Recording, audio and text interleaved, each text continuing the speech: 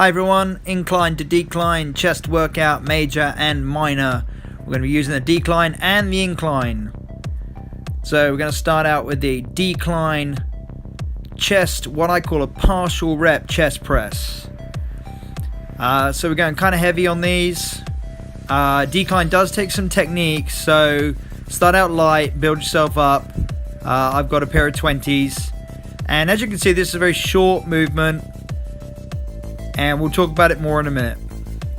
Next exercise, we've got the chest press with a twist. This is one of my personal favorites. We're staying with the decline, and again I'm using the same dumbbells. We're supersetting this exercise, one set then the other, and then we take rests. I don't really talk about rests very much, but there is some science behind taking about a 60-second rest between sets. So what I'd like to do is superset two exercises together and then take my 60-second rest, but of course I cut those out of the workouts. So we're back to our partial rep chest press, and it's simply moving my elbows up and down, elbow above the body and then elbow below the body. You don't want to go too far back with the dumbbells. You want to get a full range of motion and line it up with the top of your chest. And it's a very short range, so we really focus on the chest in that one. Back to the twist chest press. So the dumbbells are coming down with the palms down towards the legs, and then the palms turn in at the top. Again, I like to drive through the elbow. It's very easy to let the arms do all the work in this one. And we're trying to, definitely at the top, squeeze the elbows together, so you're squeezing the inner pectorals at the top of this movement, and then getting a nice stretch at the bottom. So you'll notice I slow down towards the bottom part of the exercise to allow the stretch and to feel that right through the inner and outer pec. Back to the partial rep. We've talked about partial rep before. Partial rep is basically just part of the movement. If you press all the way up, similar to a pull-up or chin-up, and fully extend your arms, what can tend to happen is the work goes more into your arms and stops being in the chest. So using a shorter range, and you'll see there's the shorter range again with that partial rep. So this way we're staying in the chest part of this exercise, then rather than going all the way up and extending the arms fully and letting the shoulders and biceps and triceps take over. Got another decline exercise now, really going all out on the declines today. And this is a kind of close grip, or what I call a tricep chest press, where I'm bringing the elbows in quite close to the body, so it's not a wide grip. And this allows for, I find, a little bit more strength. You can go a little heavier. I've gone a bit heavier on this today. And this also allows the chest to be a lot more involved. The wider the elbows, the more the shoulders start to jump in and help out. So yes, a close elbow. Now we're swapping over to the incline, and you'll notice this time I've gone for the wide grip. So we're hitting that chest from a slightly different angle. And again, I'm not doing a huge range of motion. The arms are not locking at the top, and I'm also not bringing the bar all the way to my chest. If we bring it all the way to the chest, it tends to jump into the front delts, and you tend to get a rounding of the shoulders then. So I'm keeping about a fist distance from my chest on those. So not with that one, but with this one going a little bit deeper, because it's the tricep. Tricep does allow me a bit more range of motion.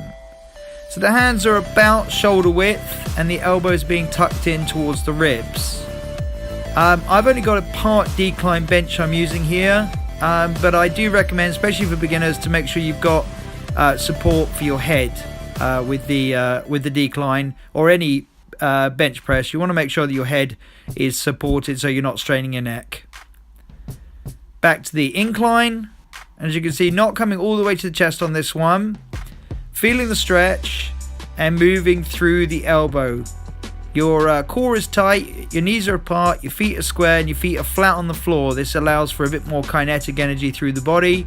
And we're not locking the elbows, we're just taking them part of the way up and then bringing them back down. I did on that one to allow a second to get my strength. You can see it's starting to fade towards those last couple of reps, but really trying to push those forced reps out.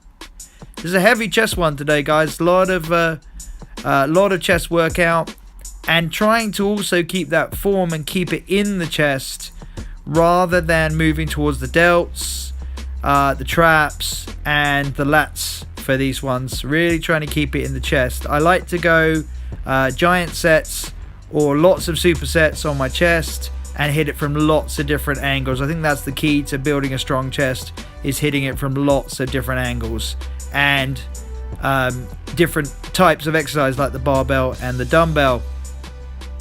So bringing it down, decreasing the speed at the bottom and decreasing the speed at the top. So you bring it down, you slow down, you push it up, you slow down at the top. That way keeping good control. A lot of the time when people are getting tired is they'll go faster, and of course when you go faster you've got that possibility of losing control of the exercise, being off balance, or even losing control of the actual weight. So you see that I'm going slower and concentrating on completing that rep rather than rushing it.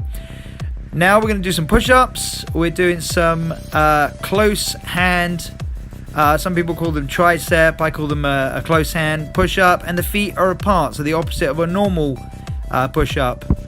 We're now going to a single dumbbell mid chest press, and this is one of my favorites for hitting that middle chest area, okay?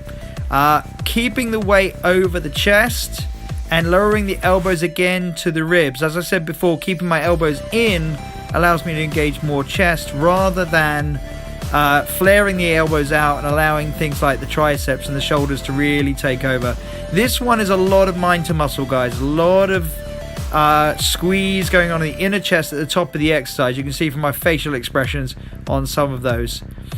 With these close hand push-ups, I'm really trying to get my chest all the way or nearly to the floor. It's very easy to do a very short version of those, and to really get the chest you want to go all the way down, so it's really pushing through the chest on the way up. And you'll notice that it's a very similar movement between this dumbbell mid chest press and the close hand chest press. So again, a supersetted exercise, really works well together.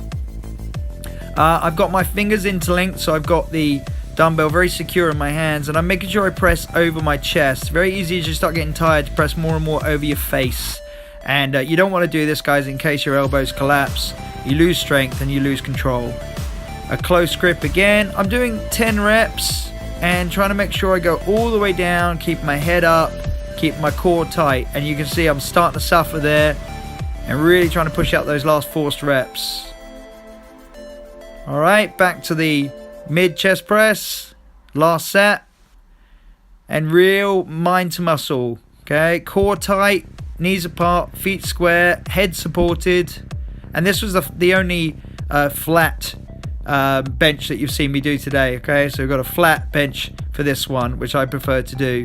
Really squeezing the inner chest on the way up, particularly keeping that control. And finally, we've done a to failure push-ups. What I'm doing is a low push-up or a partial rep again. I feel that partial rep or low push-ups really keep it in the chest more, whereas when you go too high, it goes in the arms and shoulders. And what I'm doing is as many as I can do in the low push-up range, as many as I can do. There's no sets, it's just as many as you can do. Okay, having a really quick rest, seeing if I can bang out a few more, see if I can squeeze out a couple more, and really feel that burn in the chest to finish up. You know, try doing push-ups at the beginning of a workout sometime, and then try them again at the end, and you'll really see that you really know you work your chest, because you'll be a lot more tired and maybe not be able to get as many in. So there's the workout, guys, written out for you. Hope you liked the video. Please subscribe, like, and of course comment. Thanks, guys.